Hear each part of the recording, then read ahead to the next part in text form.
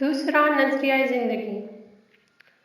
اس کے برعکس دوسرا نظریہ زندگی یہ ہے کہ انسان کی زندگی محض طبعی زندگی نہیں، اس میں حیات طبعی کے علاوہ ایک اور شے بھی ہے جسے انسانی ذات کہا جاتا ہے۔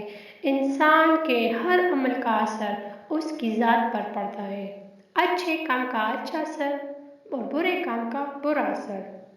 اس اثر سے انسان اپنی کاریگری یا پرکاری سے بچ نہیں سکتا۔ اس کے لیے نہ کسی دیکھنے والے کی ضرورت ہوتی ہے، نہ گرفتار کرنے والے کی حاجت، نہ کسی دنیاوی عدالت کے فیصلے کی ضرورت پڑتی ہے، نہ اس فیصلے پر عمل کرنے والی انتظامیہ کی حاجت۔ یہ نتیجہ اسی طرح از خود مرتب ہو جاتا ہے جس طرح آگ میں انگلی ڈالنے سے انگلی جل جاتی ہے۔ انسان کی طبعی موت کے ساتھ اس کی ذات کا خاتمہ نہیں ہو جاتا۔ اس کی ذات ان اثرات کو لیے ہوئے جو اس پر عمر بھر مرتب ہوتے رہتے مرنے کے بعد آگے بڑھتی ہے، اور جس قسم کے اثرات کا مجموعی پلڑا بھاری ہو، اس کے مطابق اس کا مستقبل متشکل ہوتا ہے۔ اس نظریہ زندگی کا نام دین ہے۔ دین بھی ایک معاشرہ متشکل کرتا ہے، کیونکہ معاشرہ سے باہر ایک فرد کی تجریدی زندگی میں، یعنی ایسی زندگی میں جس میں اسے کسی دوسرے انسان سے معاملہ نہ پڑے، اچھے اور برے کام کا سوال ہی پیدا نہیں ہوتا۔ اس سے ظاہر ہے کہ دین انسانی زندگی کے لیے جو قوانین دیتا ہے، ان کا اثر بھی معاشرہ پر پڑتا ہے، لیکن ان کا اثر صرف معاشرے پر ہی نہیں پڑتا، ان کا اثر خود اس فرد کی ذات پر بھی پڑتا ہے جو ان کا اتباع کرتا ہے یا ان کی خلاف ورزی کرتا ہے۔ مثلاً نمبر 1، ایک شخص کسی کے ہاں چوری کرنے کا ارادہ کرتا ہے، لیکن اسے موقع نہیں ملتا۔ یہ شخص معاشرہ کے نظام عدل کی رد سے مجرم نہیں قرار پائے گا، لیکن اس کی اس نیت کا اثر اس کی ذات پر مرتب ہو جائے گا۔ نمبر 2، وہ شخص چوری کرتا ہے لیکن معاشرہ کے نظام عدل کی گرفت میں نہیں آتا یا کسی اور طریقے سے سزا سے بچ جاتا ہے۔ اسے معاشرہ کی روح سے اس کے کیے کی سزا نہیں ملی، لیکن اس کی ذات پر اس کا اثر مرتب ہو جاتا ہے۔ نمبر 3، اگر اس شخص کو اس کے جرم کی سزا مل جائے تو معاشرہ کے نظام عدل کی روح سے وہ اس کے بعد اس جرم کا مجرم متصور نہیں ہوگا، لیکن اس کا جو اثر اس کی ذات پر مرتب ہوا تھا، اس سزا سے وہ اثر ضائع نہیں ہوتا۔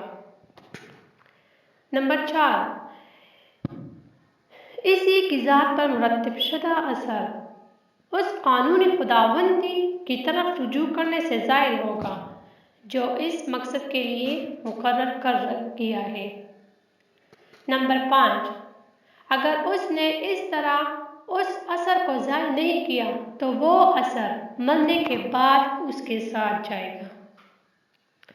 اس سلسلہ میں دو اور باتوں کا سمجھ لینا بھی ضروری ہے۔ ایک یہ کہ انسانی ذات پر صرف انہی اعمال کا اثر مرتب ہوگا جن کے صحیح یا غلط ہونے کا اسے علم تھا۔ اگر ایک شخص تک یہ قانون پہنچا ہی نہیں یا اس کی ذہنی سطح ایسی نہیں جس سے وہ ان امور کو سمجھ سکے، تو اس کی ذات پر ایسے اعمال کا اثر مرتب نہیں ہوگا۔ دوسرے یہ کہ اگر اس سے ایسا کام صحیح یا غلط مجبوراً کرایا گیا ہو تو پھر بھی اس کا اثر اس کی ذات پر مرتب نہیں ہوگا۔ قرآن کریم نے کہا ہے کہ لا یکلف اللہ نفسا الا وسعها، تو اس کا ایک مفہوم یہ بھی ہے کہ ایک شخص اپنی ان اعمال کا ذمہ دار ہے جنہیں اس نے اپنے علم اور ارادے سے سر انجام دیا تھا۔ آپ افراد سے آگے بڑھ کر معاشرہ یا اقوام کی طرف آئیے۔ اس سلسلہ میں اس بنیادی نقطہ کا سمجھ لینا ضروری ہے کہ دین نام ہے۔ فطرت کی قوتوں کو مسخر کر کے ان کے محاسن کو قوانین خداوندی کے مطابق تمام نوع انسان کی منفعت کے لیے صرف کرے گا۔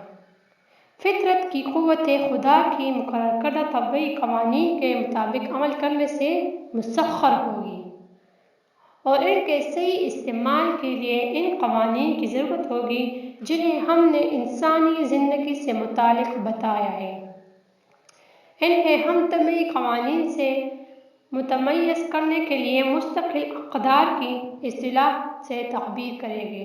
اس سے واضح کہ نمبر 1، جو قوم طبعی قوانین کے مطابق تسخیر فطرت نہیں کرتی، اس کی دنیاوی زندگی خوشحال نہیں ہو سکتی، اور جب اس نے فطرت کی قوتوں کو مسخر نہیں کیا تو انہیں مستقل اقدار کے مطابق صرف کرنے کا سوال ہی پیدا نہیں ہوگا۔ لہٰذا وہ قوم دین کے مطابق زندگی بسر نہیں کر سکتی۔ اس قوم کی یہ زندگی بھی تاریک ہوگی اور مستقبل زندگی بھی تاریک۔ لیکن اگر اس قوم میں ایسے افراد ہیں جو اس زندگی سے مطمئن نہیں، اور وہ کوشش کرتے ہیں کہ نظام معاشرہ میں ایسی تبدیلی پیدا ہو جائے جس سے وہ دین کے تقاضوں کے مطابق زندگی بسر کر سکے، تو ان افراد کی موجودہ دنیا کی زندگی تو مصائب اور تکالیف میں گزرے گی، لیکن ان کی اگلی زندگی تابناک ہوگی۔ نمبر 2، جو قوم فطرت کی قوتوں کو مسخر کرتی ہے لیکن انہیں مستقل اقدار کے مطابق صرف نہیں کرتی، اسے اس دنیا میں سامانیت کی افرادانیت حاصل ہو جائے گی، لیکن اس کے افراد کی اخروی زندگی تاریک ہوگی۔ ہاں، اگر اس قوم میں ایسے افراد ہیں جو نظام معاشرہ کو مستقل اقدار کو متشکل کرنے کی کوشش کرتے ہیں تو ان افراد کی حیات آخرت درخشندہ ہوگی۔ نمبر 3، جو قوم فطرت کی قوتوں کو مسخر کر کے انہیں مستقل اقدار کے مطابق صرف کرتی ہے، اس کی حال کی زندگی بھی درخشندہ ہوتی ہے اور آخرت کی زندگی بھی تابندہ۔ یہ قوم اسلامی نظام کی حامل کہلائے گی۔ البتہ ان میں جو افراد ایسے ہوں گے جن پر اس نظام کی زندگی بسر کرنا ناگوار گزرے گا اور وہ اس میں کراہ دن گزاریں گے، یا جو اس نظام کو الٹنے کی کوشش کریں گے، ان کی آخرت کی زندگی تاریک ہوگی۔ قرآن کریم نے قانون مکافات عمل کے ان اجتماعی نتائج کو بھی بڑی وضاحت سے بیان کیا ہے۔ وہ کہتا ہے کہ نمبر 1، جو قوم فطرت کی قوتوں کو مسخر ہی نہیں کرتی، وہ ہو سکتا ہے کہ وہ اپنے اسلاف کے طریقہ پر چند دن کے لیے سامان زیست سے متمتع ہوتی رہے، لیکن آخر وہ تباہ ہو جائے گی۔ نمبر 2، جو قوم فطرت کی قوتوں کو مسخر تو کر لیتی ہے لیکن انہیں مستقل اقدار کے مطابق صرف نہیں کرتی، اسے مفاد عاجلہ حاصل ہو جائے گے، لیکن ان کا نظام بھی آخر بگڑ جائے گا اور وہ قوم تباہ ہو جائے گی۔ اس قسم کی تباہی کو وہ الساعۃ سے تعبیر کرتا ہے، جس سے مراد کسی قوم کی زندگی میں انقلاب عظیم برپا ہونے کی ہے۔ اس انقلاب کی مختلف شکلیں ہوتی ہیں۔ مثلاً نمبر 1، کبھی ایسا ہوتا ہے کہ اس قوم کی غلط نظام کی وجہ سے اس میں اندرونی خرابیاں پیدا ہونی شروع ہو جاتی ہیں، جن کی وجہ سے اس میں حوادث ارضی اور سماوی کے مقابلہ اور مدافعت کی سکت اور صلاحیت نہیں رہتی، اور یوں وہ قوم رفتہ رفتہ آمادہ بزوال ہو کر آخر میں تو بالکل مٹ جاتی ہے اور یا اپنی قومی حیثیت کھو بیٹھتی ہے۔ نمبر 2، یا کوئی دوسری قوم جو اس قوم سے زیادہ طاقتور ہوتی ہے اسے اپنا مغلوب اور محکوم بنا لیتی ہے۔ اس طرح اس کا قومی تشخص ختم ہو جاتا ہے۔ اگر یہ طاقتور قوم دین کے صحیح نظام کی حامل ہے تو وہ سابقہ قوم کے غلط نظام کی جگہ مستقل اقدار کا صحیح نظام متشکل کر دیتی ہے۔ اس طرح اس سابقہ قوم کے افراد کو احترام آدمیت کا مقام حاصل ہو جاتا ہے، لیکن اگر یہ نئی قوم محض قوت ہی میں بالادست ہے اور نظام انقلابی انسانیت سوز ہے تو پھر یہ قوم سابقہ قوم کے افراد کا کچومر نکال دیتی ہے اور کچھ دنوں کے بعد ان کی اپنی حالت بھی ایسی ہی ہو جاتی ہے۔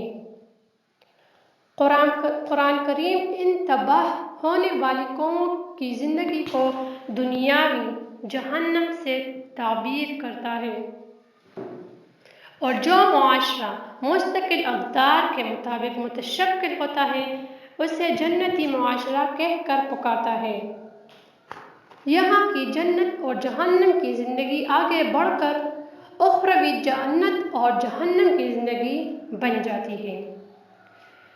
اس زندگی کو قرآن نے تمثیلی انداز میں بیان کیا ہے کیونکہ اس کی کنہ و حقیقت کا ادراک انسانی شعور کی موجودہ سطح پر ممکن نہیں۔ یہ ہے قانونی مکافات عمل کا ایک طائرانہ سا تصور جسے قرآن کریم نے بڑی شرح و بسط سے پیش کیا ہے۔ اس کے لیے وہ ہماری اصطلاحات ہی استعمال کرتا ہے کیونکہ قرآن بہرحال انسانوں کی زبان عربی میں نازل ہوا ہے۔